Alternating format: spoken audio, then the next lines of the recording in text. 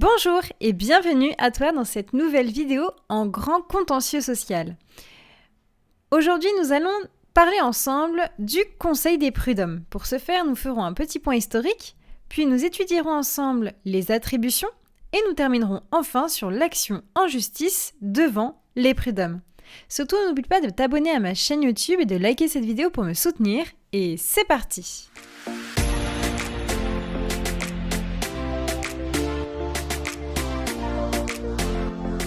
Tout d'abord, faisons ensemble un petit point historique en ce qui concerne le CPH. Tout d'abord, il faut que tu saches que le CPH a été créé en 1806 à Lyon par Napoléon. Il est composé de juges non professionnels qui sont donc désignés par les organisations patronales et syndicales.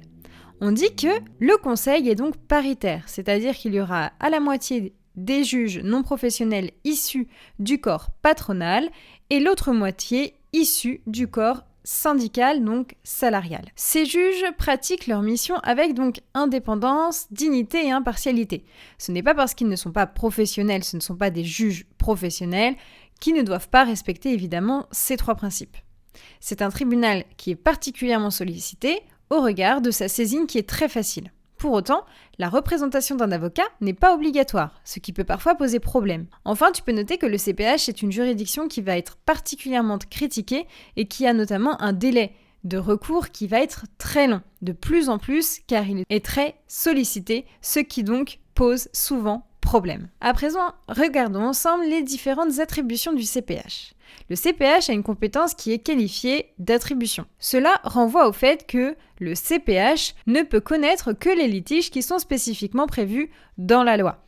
Ici, je te renvoie à l'article L 1411-1 du Code du travail. Tu peux noter qu'il s'occupe des litiges qui sont nés entre un salarié et un employeur au cours d'un contrat de travail. Mais attention toutefois, il s'occupe également des contrats aidés ou encore les procédures collectives. Donc, tous les autres litiges vont donc relever par défaut de la compétence du tribunal judiciaire. Bien sûr, il peut y avoir des soucis lors de litiges connexes par exemple, qui vont donc lier à la fois le TJ et le CPH. Dans certains cas, le CPH sera compétent en ce qui concerne par exemple la requalification d'un contrat de travail, ou encore tu peux noter que le litige de personnel du service public qui ont été engagés dans des conditions de droit privé vont donc relever du CPH. Le Conseil des prud'hommes peut aussi régler les conflits entre deux salariés et son taux de ressort est fixé à 5 000 €. Alors l'action en justice.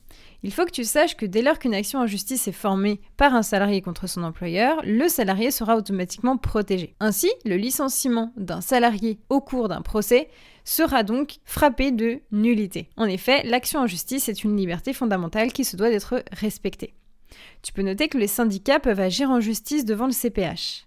Toutefois, l'inspecteur du travail ne le peut pas. Et enfin, le CSE peut agir en justice devant le CPH à condition qu'il agisse en tant qu'institution. Voilà, c'est la fin de cette vidéo. J'espère avoir bien su t'aider dans tes révisions. En tout cas, n'hésite pas à liker cette vidéo, à t'abonner à ma chaîne YouTube, mais également à me rejoindre sur mes réseaux sociaux Instagram et TikTok. À bientôt!